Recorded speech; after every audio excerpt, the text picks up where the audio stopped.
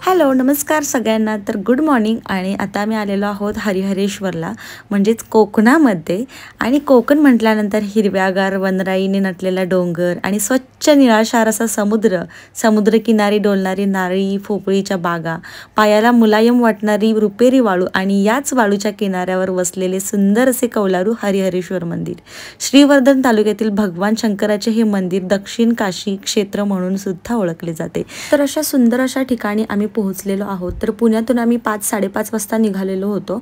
तर मध्ये थोडासा ब्रेक घेतला नाश्ता वगैरे करण्यासाठी आणि इथे आम्ही पोहोचलोय। बघा वाजलेत आता 11 आणि खूप छान आणि प्रसन्न असा एरिया आहे, प्रसन्न असं ठिकाण आहे।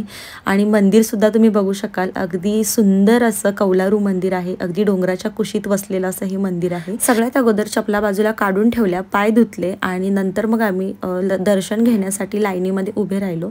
सकाळची वेळ होती त्याच्यामुळे गर्दी एवढी तितकी नव्हती म्हणावी तितकी, पण खूप छान पद्धतीने आमचं दर्शन सुद्धा झालं। दर्शन घेण्यासाठी जास्त वेळ किंवा जास्त लाईनीमध्ये सुद्धा थांबावं लागलं नाही, अगदी 15 मिनिटांमध्ये आमचं दर्शन जे आहे ते घेऊन झालं। तर या मंदिराविषयी काही आख्यायिका आहे, तर थोडक्यात तुम्हाला मी सांगते। असं म्हटलं जातं पहिल्या बाजीरावाने या मंदिराचा जीर्णोद्धार 1723 मध्ये केल्याचे पुरावे आहेत आणि पेशवे यांचे हे कुलदैवत आहे। बळीराजाकडून 3 पावले भूमी घेताना वामनाने ठेवलेले दुसरे पाऊल हरिहरेश्वर पासून सुरू झाले। तर अगस्ती मुनी शांततेच्या शोधात भ्रमण करत होते तेव्हा हरिहरेश्वरातील 4 स्वयंभू लिंगांच्या दर्शनाने त्यांचे मन शांत झाले। अशा 2 वेगवेगळ्या आख्यायिका या मंदिरात सांगितल्या जातात।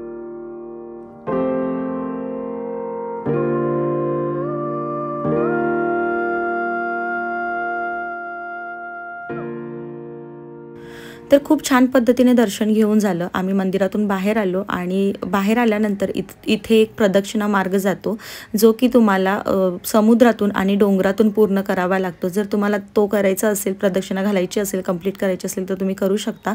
आणि ते खाली समुद्र किनारा सुद्धा आहे, जिथे तुम्हाला खूप छान फोटो सेशन किंवा सेल्फीज वगैरे काढता येतील असा समुद्र किनारा आहे।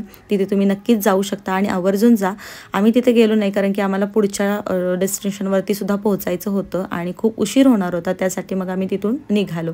आणि गाडीतून जाताना आमची जी धमाल चालू होती ना, ती काही विचारूच नका।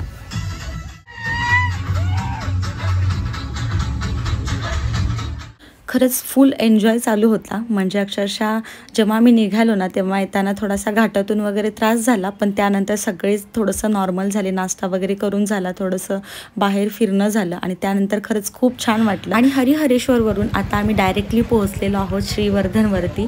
आणि श्रीवर्धन किनारा इतका छान आणि सुंदर आहे ना, तुम्हाला पुढे व्हिडिओमध्ये पाहायला मिळेलच। इथं बघा आल्या आल्या आमची मुलं जे आहेत ती गॉगल्सच्या दुकानामध्ये शिरलेले आहेत आणि ते काहीतरी गॉगल्स वगैरे बघतायत।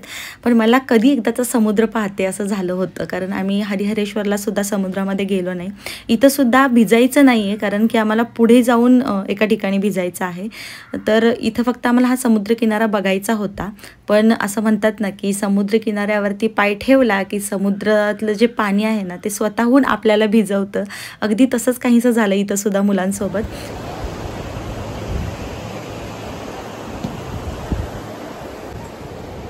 या इकडे। तर आम्ही दोघं तर भिजलो नाही इथं, पण बाकीची जी सगळी मुलं आहेत ती सगळी भिजली आणि ती तिकडे भिजतायत बघा। आणि आमच्या दोघांचं इकडे वेगळंच चालू होतं, मस्त फोटो काढणं, व्हिडिओज काढणं आणि समुद्र किनाऱ्यावरच्या ज्या गोष्टी होत्या ना, त्या सगळ्या गोष्टी पाहणं, या सगळ्या गोष्टी आमच्या चालू होत्या। आणि ज्या समुद्र किनाऱ्यावरती गोष्टी आहेत ना, त्या मुलांनी पाहिल्याच नाहीत, फक्त ते भिजले। पण आम्ही दोघांनी बाकी सगळ्या गोष्टी एन्जॉय केल्या, छान व्हिडिओज वगैरे काढले आणि वरती खरंच खूप छान बघण्यासारख्या गोष्टी होत्या, त्या सगळ्या आम्ही पाहिल्या। आणि त्यानंतर आम्ही नेक्स्ट ठिकाणी गेलो। तर हे आहे दिवेआगार आणि सुंदर असा दिवेआगारचा समुद्र किनारा। तर श्रीवर्धनवरून आम्ही दिवेआगारला आलो, कारण आम्हाला दिवेआगारलाच स्टे करायचा होता। आणि छान रूमवरती गेलो, फ्रेश झालो, जेवण वगैरे केलं आणि त्यानंतर सनसेट पाहण्यासाठी मग आम्ही इथे समुद्र किनाऱ्यावरती आलो।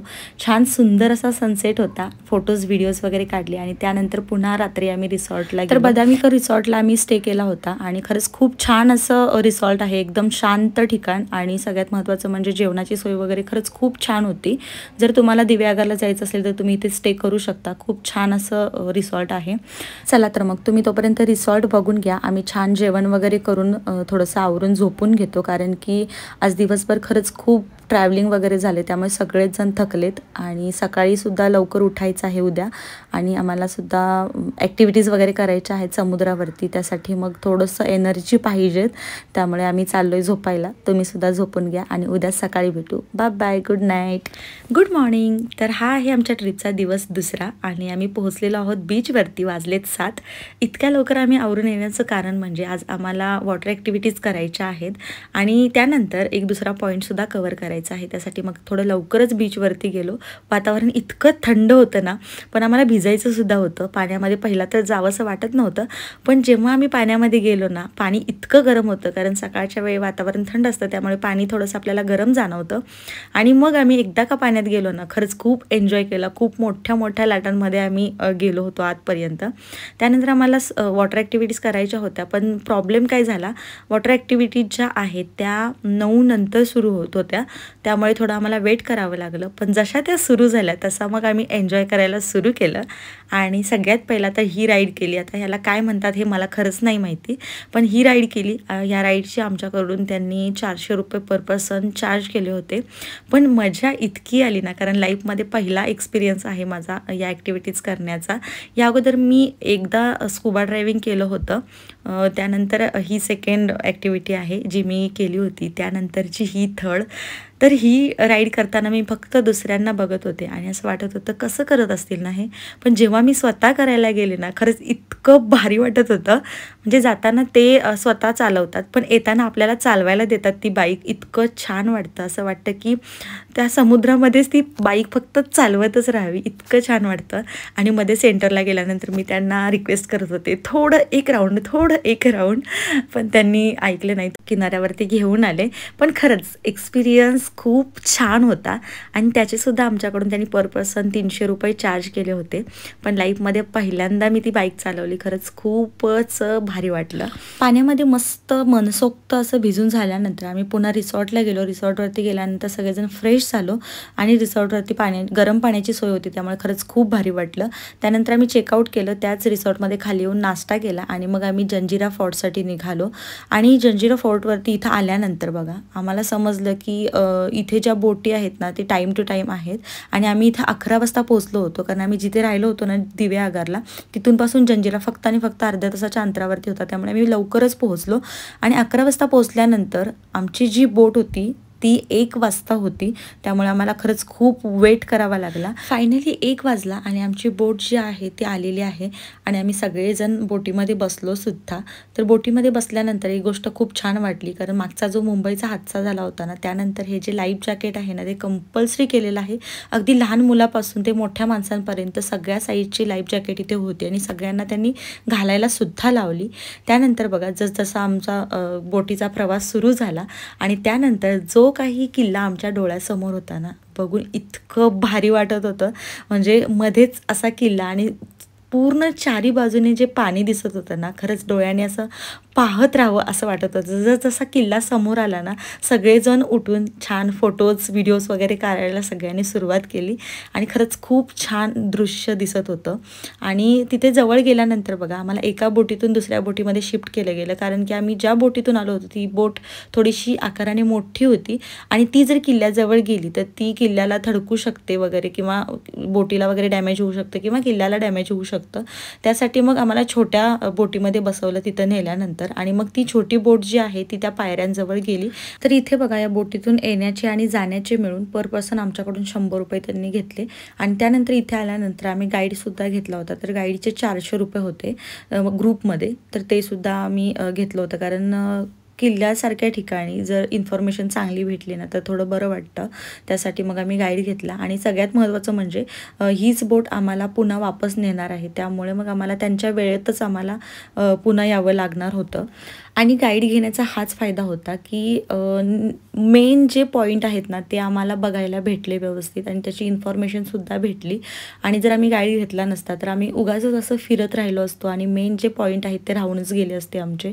त्यामुळे मग गाईड घेतल्याचा हा एक चांगला फायदा झाला. त्यानंतर इथे सुद्धा एक तिकीट आम्हाला काढावं लागलं. जेव्हा आम्ही किल्ल्यामध्ये एंट्री करत होतो ना तर तिथे सुद्धा एक छोटंसं तिकीट काउंटर आहे, तिथून तिकीट काढावं लागतं आणि त्यानंतर मग किल्ल्यात आतमध्ये जाण्याची जी एंट्री आहे ती आपल्याला मिळते. तर इथे 20-25 रुपयाचं काहीतरी तिकीट होतं, नेमकं मला माहीत नाही आता किती होतं, पण 20 ते 25 रुपये फक्त होतं. ते काढल्यानंतर ते मग आपल्याला आतमध्ये सोडतात.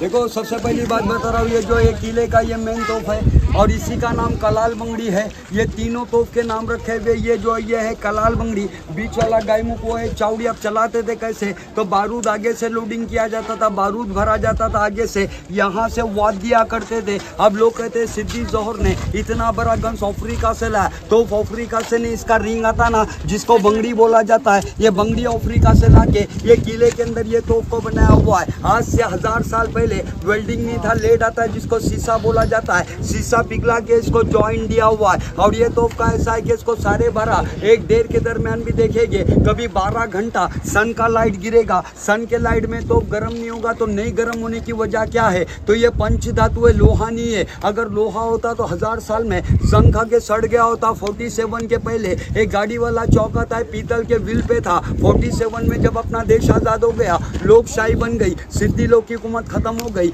मेन गेट के ऊपर मेन तोप रख के चले गए। इसी का वेट है 22 टन यानी 22,000 किलो। ये 22 टन का है, 15 टन का, 8 टन का कलाल बंगड़ी गायमुख चावड़ी यानी बिल पे था। तो उस जमाने में इसको 12 आदमी हैंडल करते थे, 12 आदमी जो रूप दिखाना है जंजीरे का, वो रूप दिखाने के अभी के इसको 500 लगेंगे, हिला नहीं सकेंगे। कलाल बंगड़ी इसका नाम है। 16 फीट का तोप है, 12 किलोमीटर इसका रेंज है।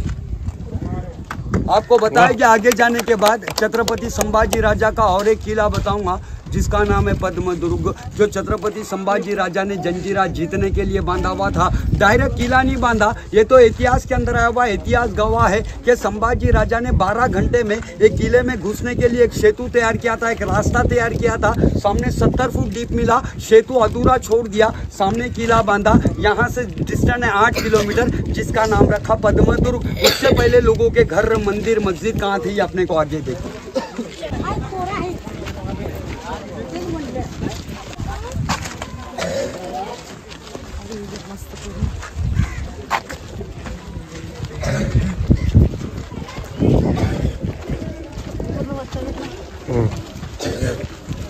को बता रहे, मस्जिद में लोग एंट्री करते हैं, हाथ पैर धोना बोलेंगे उसको वजू बोला जाता है, और मंदिर में एंट्री करते हैं उसको स्नान बोला जाता है। आपको जमीन में ये बॉक्स टाइप जो दिखाई देता है, ये स्नान घर है। अगर आपको मंदिर में आना है तो स्नान करके ही आना पड़ेगा। तो इसमें 4 मस्जिद, एक मंदिर था गणपति का। 72 में कोली लोग गाँव के लिए शिफ्ट हो गए, मूर्ति लेके गाँव गए, वहां पे बसने लगे। और जंजीरे की सब में बड़ी इमारत ये थी जिसको राजा का राजवाड़ा बोला गया था, दरबार, सिद्धि दरबार इसका नाम था। अब बनाने वाले ने जितना नीचे है उतना ऊपर बनाया था। 7 मंजिल था ये, अब गिरते गिरते 3.5 पे आ गया। 3.5 मंजिल इसके ऊपर का गिर गया। जब मीटिंग, नाच गाना वगैरह होने का, सिद्धि दरबार के अंदर होने का, आर्कियोलॉजी डिपार्टमेंट अगर अभी भी इसका मेंटेनेंस नहीं करेगा तो ये 2 साल के बाद 2 मंजिल पे आ सकता है, क्योंकि अभी पूरा लूज हो गया है। और लोगों की समझ ये होती है चारों तरफ समंदर है, इतना बड़ा किला समंदर में कैसे बांधा होगा। भाई समंदर को रोक के कोई किला नहीं बांध सकता है। समंदर जो होता है या अमावस और पूर्णिमा पे डिपेंड होता है।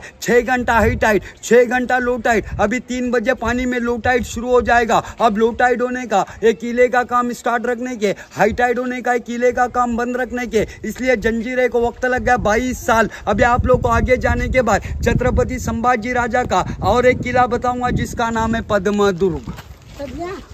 हाय हाय कला धरला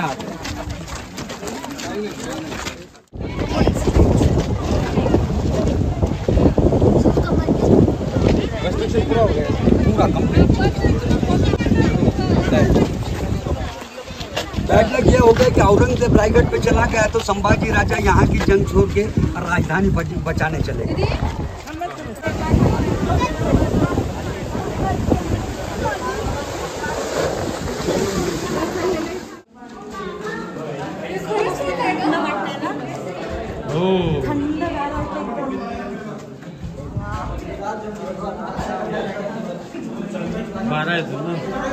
गार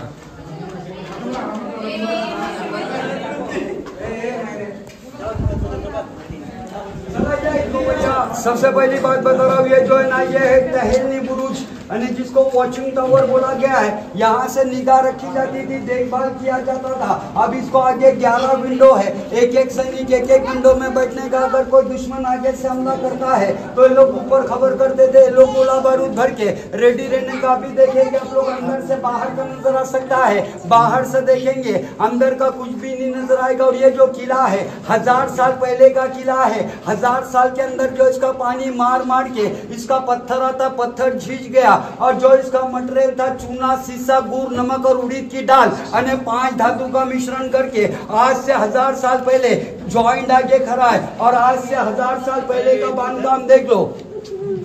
उस जमाने में लोग स्लैब बनाने के तो उसमें स्टील नहीं यूज करने के। जब अभी का जब स्लैब बनता है उसमें स्टील डालना जरूरी पड़ता है। ये बांधकाम को आज से 1000 साल हो गया, इतना बरसात होने के बाद भी पानी लीक नहीं होता है। विदाउट आरसीसी बांधकाम है ये। अभी का स्लैब बनाते अपन, बाई चांस 6 महीने में लीक हो जाता है, 1 साल में उसको मेंटेनेंस करना पड़ता है। इसको 1000 साल हो गया, इसका कुछ भी मेंटेनेंस नहीं होता। अभी के स्लैब का थिकनेस बहुत कम रहता है, 4 से 5 इंच में रहता है। जैसा 14-15 साल का बच्चा ऊपर खेलता है, नीचे आवाज आती है, इसके ऊपर हजारों लोग खेलेंगे, नीचे आवाज नहीं आएगा, क्योंकि इसका स्लैब का जो साइज बनाया हुआ है ये 72 इंच में बनाया हुआ है। 6 फीट का स्लैब है इसका।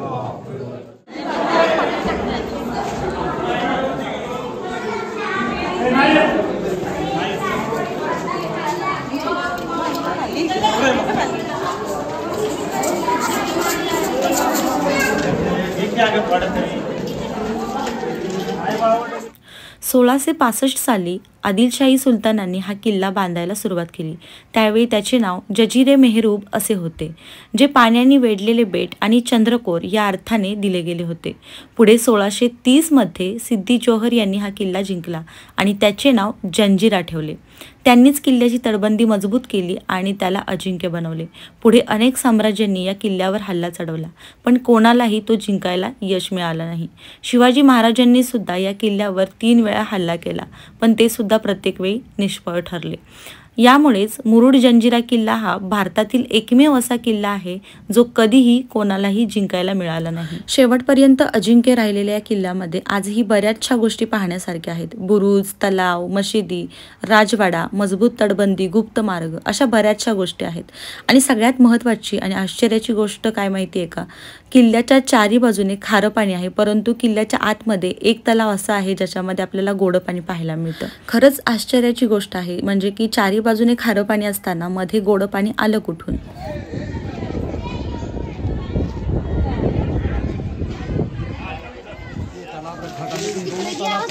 खराब हो गया, मेंटेनेंस नहीं डालने से, केमिकल नहीं डालने से ये पानी खराब हो गया। और गेट के अंदर राइट और लेफ्ट साइड लोगों के मार्केटें बनाई गई थी, फिश मार्केट, भाजी मार्केट, यानी 2 ढाई महीने तक किसी को बाहर जाने का अलाउ नहीं रहता था। अभी अपना जो सिक्का चलता है, अपने सिक्के के ऊपर मोहर है त्रिमूर्ति पार्लियामेंट गांधी जी। 47 तक सिद्दी के 11 जनरेशन ने यहाँ पे राज किया। इनका एक कॉइन चला करता था तांबे और पीतल में, उसके पैसे का मोहर अपने को गेट के अंदर देखना है। पैसे के मोहर के अंदर क्या बनाया हुआ है? 6 हाथी है, 6 हाथी के बीच में एक अफ्रीकन प्राणी बनाया हुआ है। वो गेट पास भी था, पैसा भी था। अगर सिद्दी का कोई सैनिक बाहर जाता है वो दिया जाता था, वापसी में लिया जाता था। अगर गेट के अंदर वो सिक्का किसी के पास नहीं हो तो आमने सामने 2 विंडो बनाए हुए भाला या तीर कमान छोड़ के गेट के अंदर ही मारा जाता था। तो अपने को सिद्दी जोहर के पैसे का मोहर आपको गेट के अंदर नजर आएगा। 6 हाथी के बीच में एक अफ्रीकन प्राणी। तर खूप दिवसापासूनची जी इच्छा होती ना जंजिरा किल्ला बघण्याची ती पूर्ण झालेली आहे आणि तुम्हीसुद्धा जर कधी इकडं आलात ना नक्की जंजिराला भेट द्या. खरंच खूप पाहण्यासारखं आहे. आणि त्याचबरोबर आमची जी ट्रिप आहे ती इथं संपलेली आहे. जी ठिकाण आमच्या ट्रिपमधली होती त्यातलं हे शेवटचं ठिकाण होतं, तर ते सुद्धा आमचं बघून झालं आहे. सो आता संध्याकाळी आम्ही घरी जाण्यासाठी निघणार आहोत. तर 2 दिवसांची अशी आमची ही ट्रिप होती. म्हणजे आम्ही सकाळी पहाटे 4:30-5 वाजता आम्ही पुण्यातून निघालो होतो आणि त्यानंतर मग पूर्ण दिवस फिरलो, रात्री स्टे केला आणि दुसऱ्या दिवशीसुद्धा पूर्ण फिरलो आणि दुसऱ्या दिवशी संध्याकाळी पुन्हा पुण्याला रिटर्न येण्यासाठी निघालो. तर अशी आमची 2 दिवसांची ही ट्रिप होती आणि या पूर्ण ट्रिपसाठी आम्हाला 2,500 ते 3,000 पर पर्सन इतका खर्च आलेला आहे. याच्यामध्ये आमचं राहणं, खाणं, जेवणं, फिरणं, त्याचबरोबर वॉटर ॲक्टिव्हिटीज या सगळ्या त्याच्यामध्ये इन्क्लुडेड आहेत. आणि अशी ही काहीशी आमची ट्रिप होती. तर ही ट्रिप तुम्हाला कशी वाटली हे प्लीज कॉमेंटमध्ये सांगा. आणि आता आम्ही संध्याकाळी घरी जाणार आहोत. सो चला बाय बाय. पुन्हा भेटू अशाच एका नवीन आणि गोडशा व्हिडिओमध्ये. तोपर्यंत बाय बाय. Take care.